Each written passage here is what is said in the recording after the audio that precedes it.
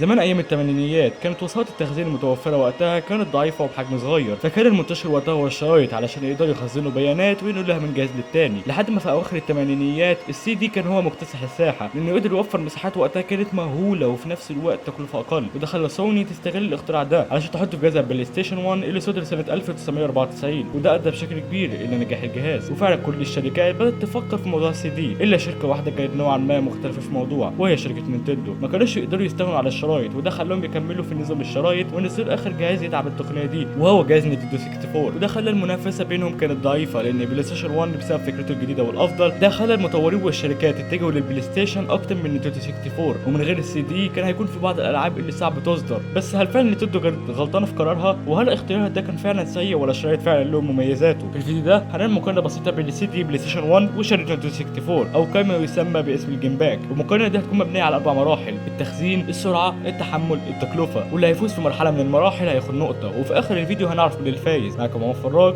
وخلينا نبدا.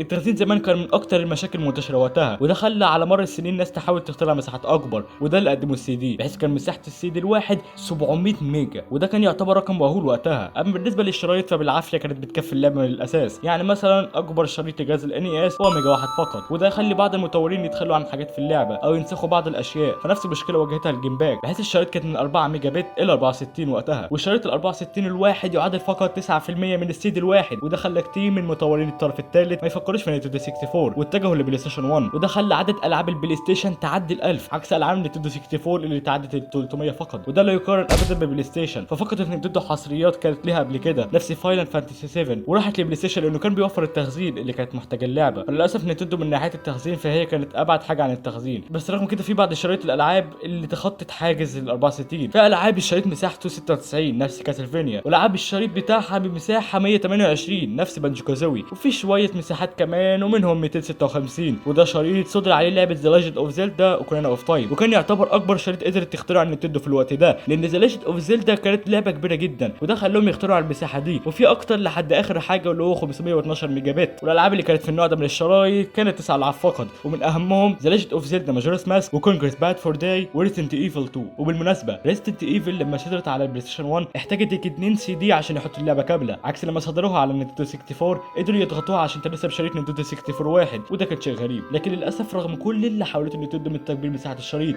الا انه ما قدرش ينافس السي دي ولا يلمسه حتى، لذلك نقطه للسي دي.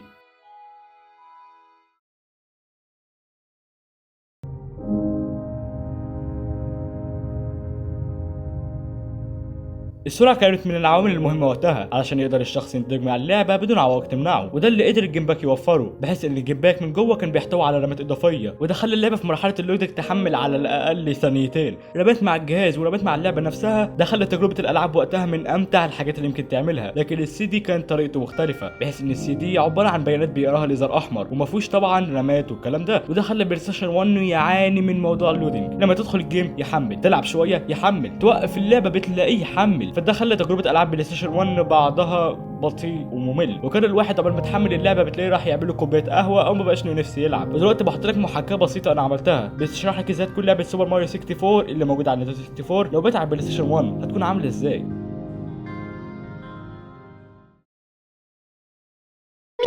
Mario! Hello!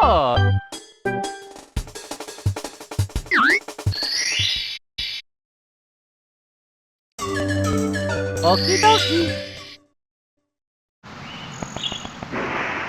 Yeah!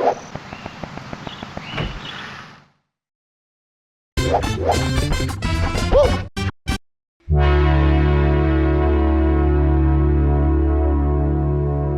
التحمل هو على حسب المستخدم بيحافظ على المنتج بتاعه ازاي. لو واحد محافظ على حاجاته سواء سي دي او جيم باك فاللعبه هتعيش معاه، لكن لو واحد مهمل طبيعي الاثنين يبوظوا. بس القاعده دي مش بتطبق دايما. خلينا نتكلم عن الجيم باك. الجيم باك من بره عباره عن غطا، مهما وقع مهما حصل له مهما اتكسر من فوق او من تحت بيظل شغال وبكفاءه، والسبب هو الشريحه او السنون اللي تحت. ولو هي ما اتلمستش وخلعت الغطا كله من الشريط بتلاقي لسه شغال، لانها هي اللي بتنقل البيانات للجهاز. فلو حصل لها حاجه اتكسرت حته او اتحرقت فخلاص اللعبه راحت عليك، ومفيش حل غير انك تجيب شريط وتبدل البورده كلها من شريط شريط لشريط، لان اللعبه مش متخزنه في بورده الشريط بوجه التحديد، بل متخزنه في قطعه جوه الجيم باك باسم السي اي سي. لو انت خلعتها وحطيتها في بورده تانية من شريط تاني اللعبه بتشتغل معاك تمام. الموضوع يكمل في البورده، ولو حصل لها حاجه في شروحات على النت بتعلمك ازاي تصلحها. فمهما وقع منك الشريط وتاثر الشكل الخارجي من الشريط فمش هتاثر على البورده وبيظل يشتغل تمام. عادة تشوف الشريط كله خدوش وقذاره بس تلاقيه شغال 100%. اما سي دي للاسف الحكايه مش كده خالص. زي ما قلنا فوق ان سي دي جواه بيانات بيقراها ليزر احمر، فلو حصل خدش بسيط للسي دي او وقع او جات له قذاره فاما السي دي يبوظ خالص او تشتغل اللعبه لكن تكون مليانه جليتشات او اخطاء او اللعبه تكون بايظه اصلا. وللاسف تصليح السي دي مش موجود اصلا. يمكن تحل مشكله القذاره او المشاكل البسيطه لكن صعب جدا تحافظ على السي دي سليم طول الوقت. ولو عايز يعيش معاك بالسنين دايما رجعه للعلبه بتاعته وما تتركوش خالص. وحاجه خارج المقارنه شويه، السي دي بيستعمل عدسه عشان يقرا البيانات اللي جواه، وللاسف العدسه سهل انها تخرب مع كثره الاستعمال، وده يخلي بلاي ستيشن 1 صعب يعيش معاه غير لو اهتميت بيه بشكل كبير، وبرضه تفضل تصلح القطع اللي فيه. لكن نينتندو 64 كان عباره عن بورده بتقرا بورده تركبها كل حاجه تشتغل، لكن زي ما قلت لو حصلت حاجه للسلول فهنا الموضوع في ورطه. المهم السي دي من ناحيه التحمل فهو ولا حاجه قدام الجيم باك. دي ثاني نقطه للجيم باك.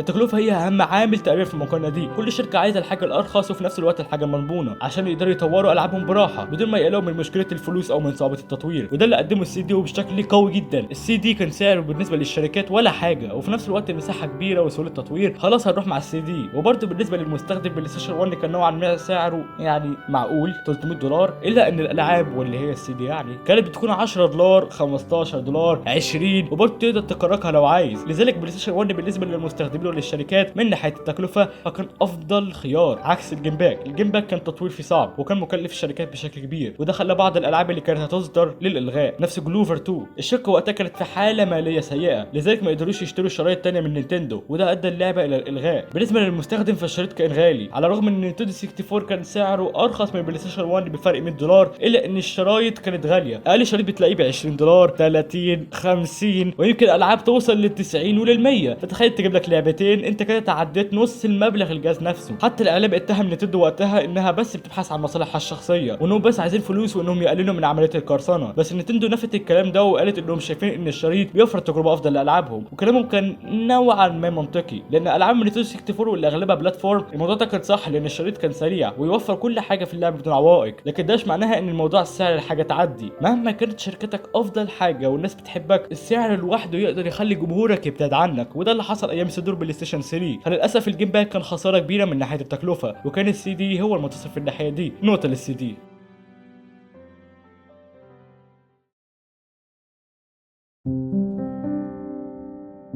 كل واحد من الوسائط دي عنده حاجات يميزه عن التاني. السي دي المساحه والتكلفه، والشريط السرعه والتحمل. فبالنسبه لي اشوف ان نينتندو 64 هو بالفعل كان يستحق تقنيه الشرايط، والا ما كناش شفنا العاب رهيبه اللي لحد دلوقتي الناس لسه بتلعبها. بس هل نينتندو كانت غلطانه في قرارها؟ دي مساله اراء، بس كنا نتفق ان لو نينتندو اختارت تقنيه السي دي كانت بتحقق نجاح اكبر من نجاحها بتقنيه الشرايط. وبس هي دي المقارنه. اتمنى تكون عجبتكم. اكتبوا تحت في التعليقات لو عندكم حاجه غير التحمل والسرعه والكلام ده، وبقارن معاكم في التعليقات. اتمنى يكون عجبكم الفيديو. كان معاكم عمر فراج، مع السلامه.